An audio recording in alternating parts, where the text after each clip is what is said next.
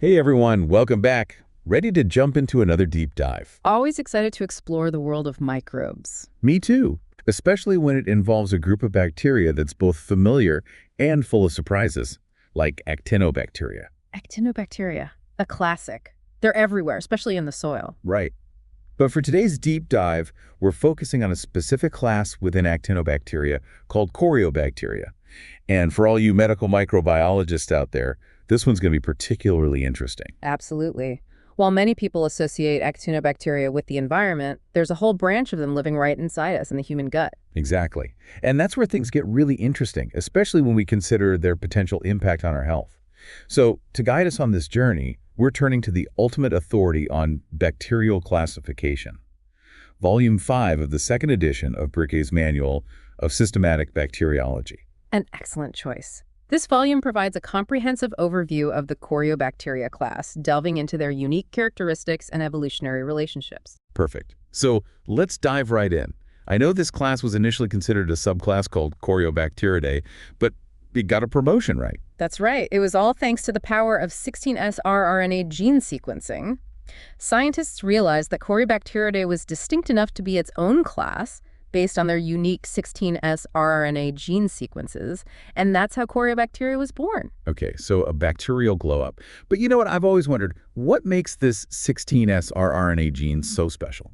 It's like a genetic fingerprint, and it evolves slowly over time. This means that by comparing the 16S rRNA gene sequences of different bacteria, we can trace their evolutionary relationships and build a bacterial family tree. Wow, that's incredible. So now that we have this all-star class, Coriobacteria, tell me, what are they like? What makes them unique? Well, within Coriobacteria, we have a fascinating family called Coriobacteriaceae.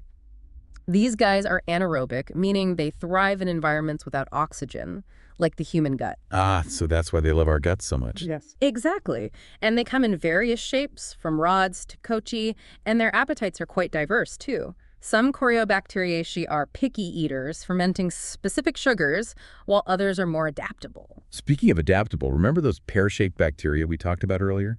The ones that live in the guts of red soldier beetles?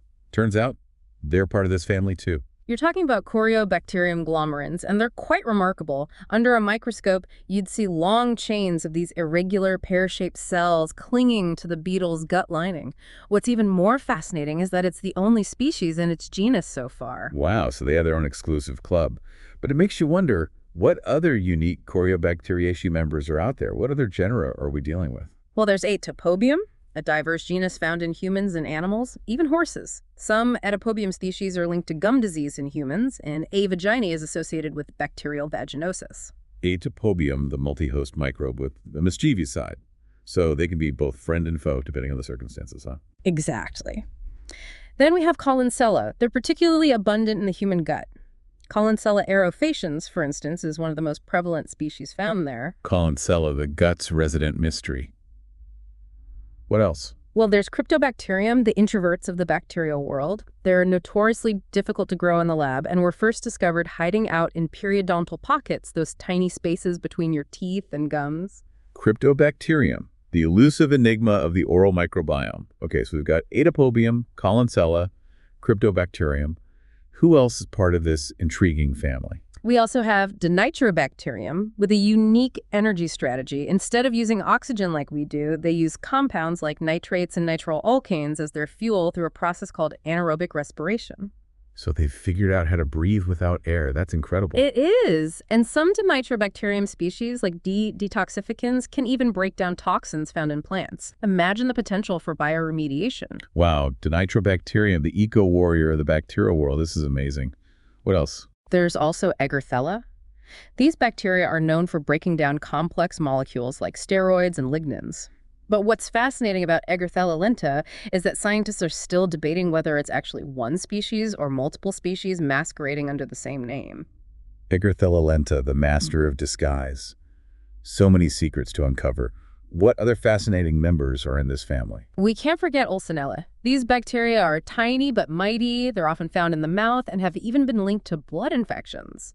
And just like Egerthella, there's a lot of hidden diversity within Olsonella, with many potentially new species yet to be discovered. Olsonella, small but significant. This family is full of surprises. Okay, any other members we should know about? Last but not least, we have Slackia, known for their slow growth. What's intriguing about Slackia heliotrina reducens is its ability to protect sheep from toxic plants by breaking down harmful compounds. Slackia heliotrina reducens the sheep's silent protector. Their metabolic powers are remarkable. They truly are. And who knows what other secrets they hold. This is just incredible. We've only just begun to explore the Coriobacteriaceae family, and already we're seeing such incredible diversity and potential. And this is just one family within a vast phylum. Imagine the possibilities that await us as we continue to delve deeper into the world of Actinobacteria. I can't wait to see what we uncover next. You know, it's amazing we carry around this whole ecosystem inside us, this bustling city of bacteria, and it plays such a vital role in our health.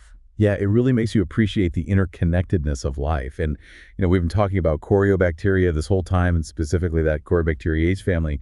It just offers a glimpse into how these microbes can impact our health. Absolutely. And remember, we've only just scratched the surface. Right. We've just explored a few of the characters in this bacterial drama. Yeah. And we're already seeing so much diversity and potential. And there are probably tons of other species out there in this class and within Actinobacteria as a whole just waiting to be discovered.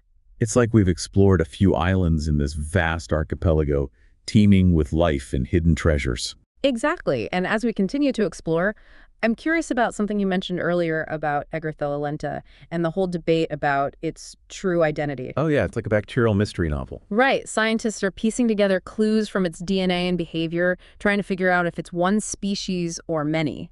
And that actually brings up a bigger challenge in bacterial classification, doesn't it? Especially with bacteria that are difficult to grow in the lab. Absolutely. We often rely on genetic and phenotypic characteristics to tell them apart, but sometimes the lines get blurry. So it's like trying to solve a puzzle with missing pieces. Exactly. And this whole Egerthella lenta situation highlights why accurate bacterial classification is so important. Right, because if we misidentify a bacterium, we might misinterpret its role in the ecosystem and make the wrong assumptions about its impact on health or disease. Exactly. And that could lead to ineffective treatments or even misdiagnosis.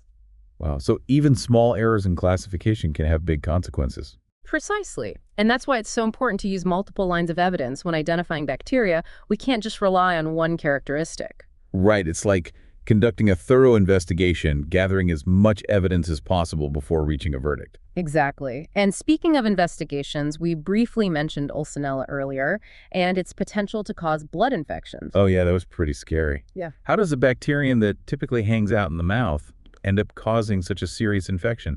Well, it highlights this concept called opportunistic pathogenesis. Opportunistic pathogenesis. Yeah, it basically means that many bacteria that normally coexist peacefully with us can become pathogenic if they gain access to areas where they don't belong. Oh, so it's like they're taking advantage of a weakness in our defenses. Exactly. Yeah. And in the case of Ulcinella, it's thought that certain conditions like a weakened immune system or damage to the oral mucosa might allow these bacteria to enter the bloodstream. So they're just waiting for the right opportunity to strike. And once they're in the bloodstream, some bacteria, like certain Ulcinella species, have developed ways to evade the immune system and even thrive in this new environment. So it's like they're wearing a disguise to avoid detection. Precisely. And that's why rapid and accurate identification of these bacteria in clinical settings is so crucial. It's like a constant arms race with these microbes. And as medical microbiologists, you're on the front lines of this battle, identifying these pathogens and guiding treatment decisions. And speaking of battles, we talked about Slackia heliotrina reducens earlier, and its amazing ability to detoxify plant compounds. Oh yes, the sheep's silent protector. Exactly. Yeah. But how does this detoxification process actually work at a molecular level? Well, it all comes down to enzymes. Enzymes as protein workhorses. Exactly. Enzymes act as catalysts, speeding up chemical reactions in the case of S. Heliotrina reducens. It possesses specific enzymes that break down the chemical bonds in toxic compounds, rendering them harmless. So it's like they have a built-in toolkit for disarming toxins. Precisely, and as we were discussing earlier, this detoxification prowess could have major implications for bioremediation.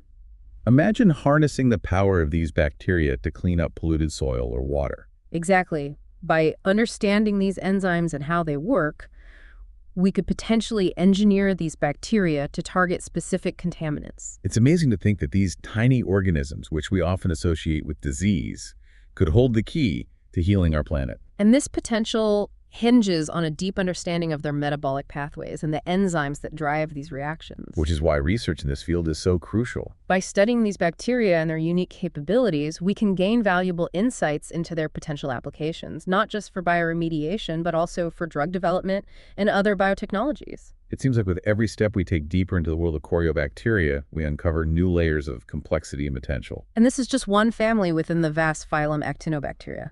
Imagine the possibilities that await us as we continue to explore this incredible microbial world. It's mind-blowing when you think about it. We have this whole microscopic world inside us, this incredible ecosystem of bacteria working away. Yeah. And it's so important for keeping us healthy. It really highlights just how connected everything is, and it's been fascinating exploring this Coriobacteria class, especially that Coriobacteriaceae family. They're a perfect example of how microbes can impact our health. Yeah, we've learned so much about these fascinating bacteria, their unique characteristics, their metabolic diversity, their potential for both good and bad, and even their possible uses in things like bioremediation and biotechnology. And we've only just begun to scratch the surface.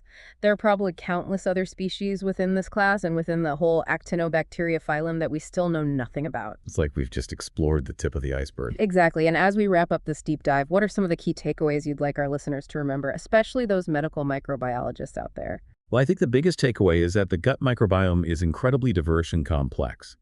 We often think of bacteria as simple organisms, but as we've seen with Coriobacteria, they have this amazing array of metabolic capabilities, and they can play so many different roles in our health. It's a good reminder that we can't just lump all bacteria together as good or bad.